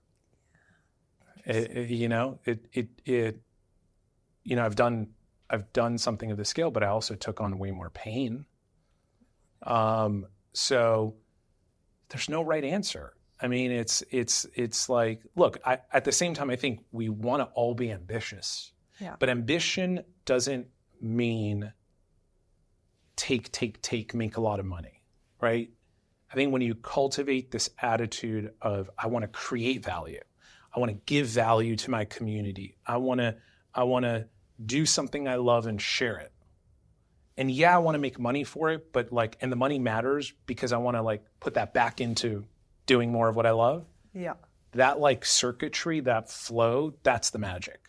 But when you have this attitude of I want to make more money and accumulate wealth and then go buy a yacht and everyone's going to come kiss the ring and do all this shit, or buy the Ferrari and whatever, you're going to end up pretty miserable. I know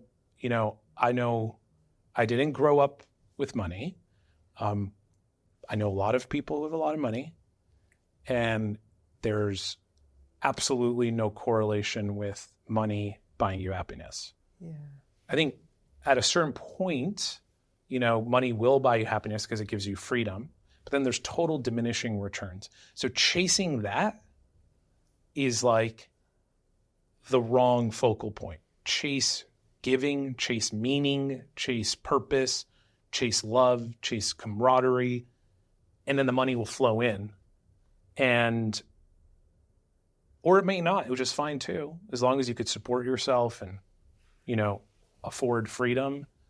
But I think this obsession with the reason I become an entrepreneur is to make money is just, it's wrong. The reason I become an entrepreneur is to solve a problem I really care about.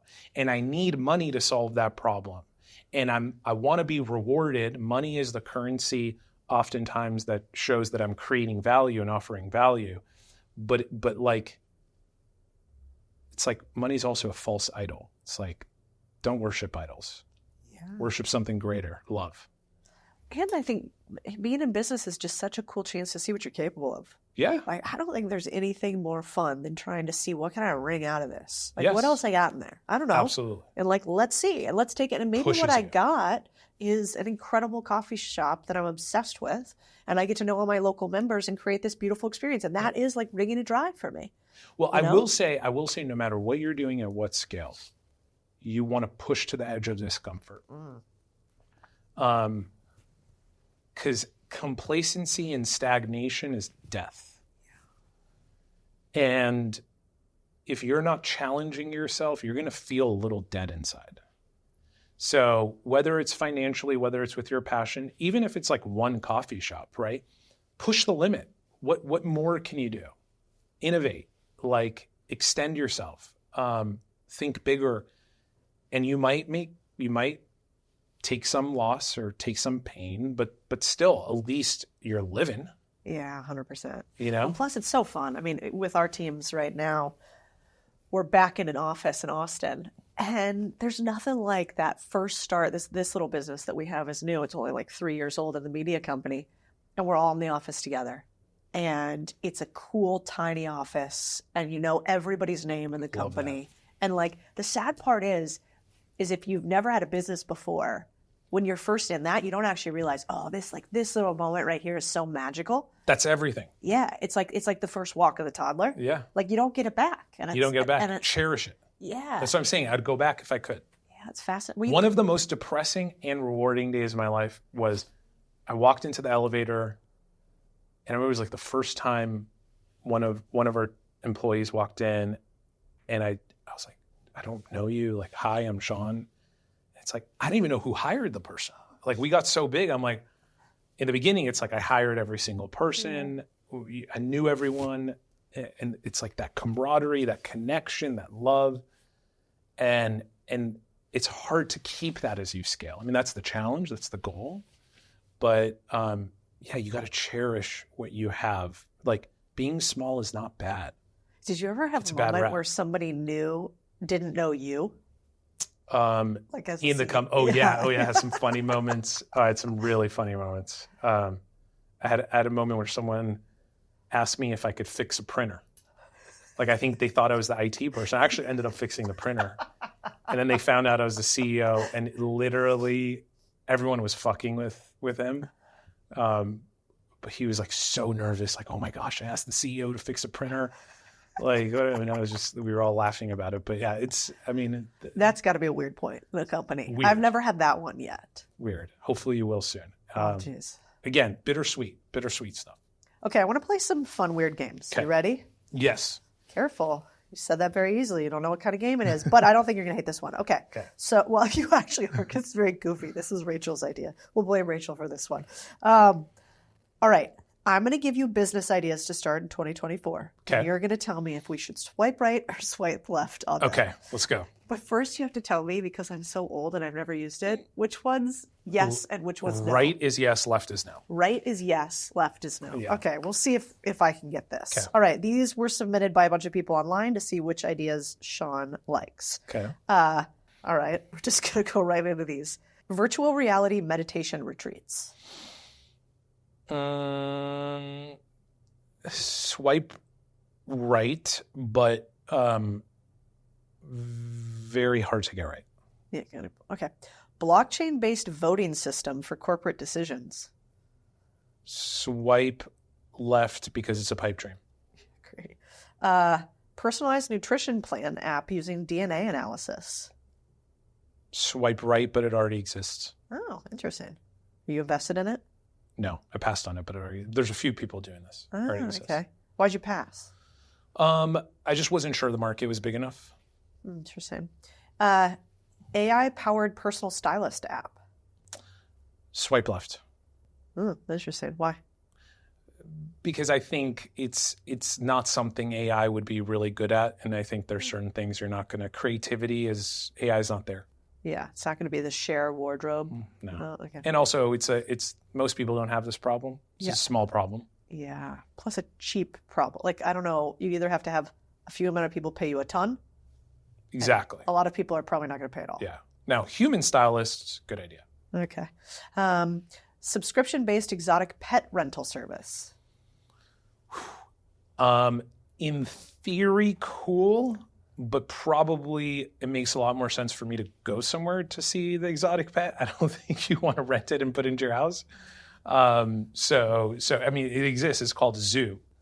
Yeah. So I would say swipe left. No alligators on speed dial. Okay. Are there any businesses right now, because you're actively investing, that you're like, God, I'm really interested in somebody doing X, Y, Z? I think businesses that are creating experiences in the real world for us to come together are very good ideas, because we talked about this. I think more than ever, we are craving real world experiences with friends, and that space hasn't really been disrupted. Of course, we have our museums, we have our restaurants, but I think that we haven't sort of reached the point of creativity and imagination on all the different circumstances and reasons we can come together. Yeah. So I think businesses that are creating community are going to be adopted very quickly. Yeah. Like the Real world community. Like the Disneyland of 2024? Yes. Yeah. In very niche ways. Yes. Interesting. New ways of double coming down on together. that. Yeah.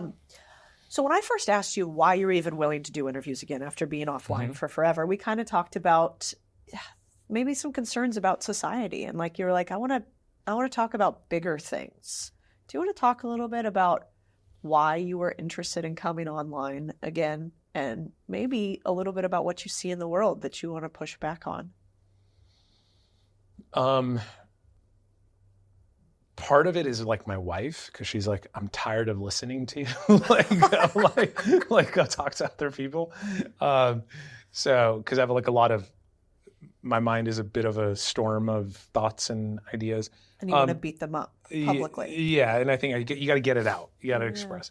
But part of it is because I do think, and we talked about some things that are not obvious, and we could go into the wrong direction. Meritocracy versus bureaucracy, or meritocracy versus communism, communistic ideologies, independence versus community and togetherness, like top-down leadership versus bottoms-up leadership. I think there are, sometimes I get depressed by some of, the things I see, and I just feel like I'll feel better if I at least can say my piece on some of these topics. We didn't get into politics. We probably shouldn't get into politics. It's the wrong venue, but I think a lot of these ideologies metastasize into politics. And one thing I will say about politics is that I think we take for granted how brilliant our founding fathers were. And I think we assume that what they were experiencing or fighting against was an old thing, rather than taking the viewpoint that America is so beautiful, so remarkable, so amazing. Our founding fathers are like the OG founders, like they're the founders we should celebrate. And the ideas, the vision that they had are still relevant today. And America is very fragile. And what happens here impacts the entire world. We are the beacon. And I think we all need to take a little more time to think through concepts rather than just grabbing them and latching on to them, and a little more individual thought, a little more stepping back and asking questions and researching and learning and understanding and discussion, and a little less of polarity and like, you belong to that camp and I belong to this camp, so I don't want to hear what you have to say. Cancel you. Like, one of the most beautiful things that made America is freedom of speech, freedom of debate. And like we were talking about with Tinder, it's like we had this honest, open environment. And through that, we got better because we could discuss, we could disagree, and we can find a deeper truth. So I think sometimes just like our political environment is really depressing and backwards, and not the energy that created this amazing country to live in. Yeah, did you see Naval's quote the other day? I really liked it. He said something along the lines of, like, the real tax is politics demanding that otherwise productive humans pay attention to it today. Mm-hmm. And I think that's true in some ways, because whether or not you care about politics or not, politics today cares about you. Absolutely. And I think we all need to care more, and I pray that more people participate, and in productive ways. Like, look, once upon a time, our politicians were not professional politicians. They were people who were doing one thing but felt a calling. Sometimes the best leaders are the ones that don't want the job. Oh, yeah. They do it for a greater reason. It's not because like they're pursuing that job. And now we're in an environment where you have a lot of professional politicians, and I think we need a new energy. I'm not saying professional politicians are great too. I mean, that takes a skill. That's amazing. But I think like people are demanding more authenticity, more realness, more representation, more. And I think the only way to do that is like we got to all get involved. Like we got to participate in productive ways, in peaceful ways, and not in a way of antagonizing another side, exactly, but in a way of expressing our views and inviting feedback and wanting to discuss. Because the opposite of that is bureaucratic. The opposite of that is an attack on free speech. Like, there's this great quote that I think a lot about. It's one of my favorite quotes growing up from Winston Churchill. He said, courage is what it takes to stand up and speak, but courage is also what it takes to sit down and listen. And I think a lot of people embody one side of that, but they don't embody both. And strength is both. Yeah, I think there's a lot of easy points to be gotten today, too, on social media by galvanizing, quote unquote, your side. And I think it's hugely toxic. And I've seen people that I respect so much in so many ways come out and say, I mean, I saw a gentleman that I respect on Twitter the other day. He said, I talked to MAGA so you don't have to. And then inserted a bunch of like ludicrous text exchanges he had with a member of this particular side or party or affiliation or whatever you want. And I just asked the question, what do you hope to gain from this? Because you don't want to get to know what 50% of the country thinks on one side or the other or you side. dismiss, or I mean, it's the craziest thing to lump half of the country on either side. Label them, dismiss them, and say you're not even worthy of a discussion. And dehumanize them. It is horrible. That is horrible. That's not, this country was created on debate, on healthy debate, on different perspectives coming together for a greater good. And you're not going to get that with polarity, division, and name calling and writing off people and picking a side. No, it's true. But I really made sure that I didn't unfollow him because I read a statistic that one side versus the other, I won't say which, doesn't actually follow anyone from the other side. And that is so dangerous because then you never get that competition of ideas that leads to a sharpening of a diamond, right? Exactly. Great analogy. And I think it's really sad that that's what's happening. And you know, you know him, I don't, but I have a lot of respect for Elon for allowing this marketplace of ideas to exist. And is there crazy stuff on there that I don't agree with? Yes. Actually, horrific things on there. Same, I agree. I mean, you're Jewish. There's stuff on Twitter about Judaism that I think is abhorrent. A lot of anti-Semitism. Yet I would protect their right to say it.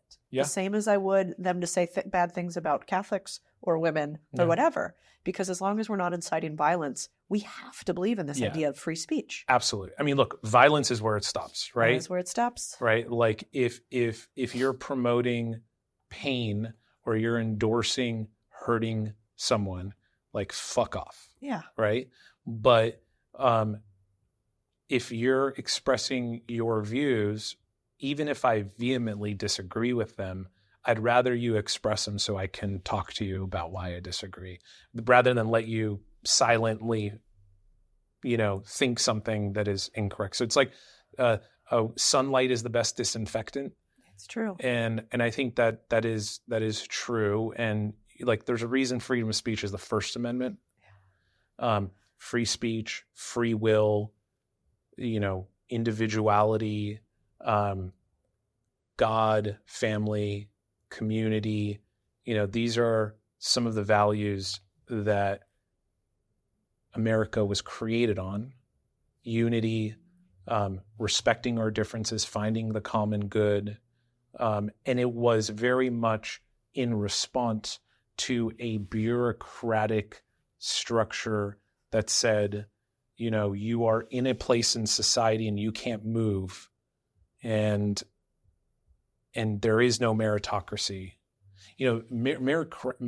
America is the greatest meritocracy ever, and I think we discount how important meritocracy is to innovation, to growth, and meritocracy being like no matter who it's coming from, the best ideas rise to the top, and those who work the hardest and make the biggest contribution are the ones who should be recognized and rewarded, not rewarding based on some place you sit in society or some identity. So I think identity politics is really bad. You ever get in trouble with that here in California? Do people push back on you saying things like that? No, because I think look, diversity is a beautiful thing. And like, I'm so appreciative that I live in California, which is a very diverse place. And I grew up in a diverse environment, and, Tinder was very diverse and you're diverse. I'm diverse from the Middle East. Yep. My parents came here with like nothing, but again, that's what's beautiful about America, right? My parents came here with nothing as immigrants. They didn't even speak English. They speak Farsi? They speak Farsi. And they spoke a little English, and they were able to, rather than being suppressed for who they are, they were able to rise up on, work hard, pursue a dream, and if they succeeded, great. And if they failed, they didn't blame someone. They blamed themselves. They took accountability and responsibility. And that is like at the core of what America is about. And I think we can never forget that. And just like, you know, great companies are built that way, great teams are built that way. And you can't have meritocracy without freedom of speech, because if I'm not willing to listen or have your ideas, you know, we're not having a marketplace of ideas, then the best ideas will just not be heard. Yep, it's absolutely true. And who gets to say? That's always my problem with free speech. Mm-hmm. You're maybe more understanding than I am. I don't always want to talk to some people that have ideas that I find pretty abhorrent. Sometimes I will, but sometimes I think, no, that's okay. It's somebody else's cross to bear. But I don't want anybody telling me whose ideas should be listened to and who shouldn't. Absolutely. Line in the sand. And I think Iran is a perfect example of what happens if you allow that. Absolutely. I mean, talk about that country in the 60s and 70s, and then what happened during the revolution. Well, it was under the Shah, Iran was becoming very westernized. You had a desire to innovate. You had a sort of this idea of the individual, you had a sort of, you were looking at America and saying, oh, we want the American dream. And we want the ability for small businesses, for people to grow in any direction and but still have this common sense of identity. And then that was under attack by religious fundamentalism that said, no, you can't be whoever you want. You've got to be this. And if you're not this, we're going to persecute you. Anytime you see that, like, let's look throughout history. Whenever you've had one group say, if you're not this, you're bad, that leads to poverty, fighting, war, and that's what's special about America. This is not. It's the land of the home of the free and the brave, and you know, be who you want and pursue your own path. And doesn't mean I need to agree with you, but I'm not going to like suppress you. I'm not going to prevent you from being who unless you hurt someone. Then fuck off. Then, you know, then I'll show up and I will, you know, I'll protect my family. Well, that's when we have the Second Amendment to protect the first. Exactly. Sean, this was amazing. Thank you for being here today. Thank you.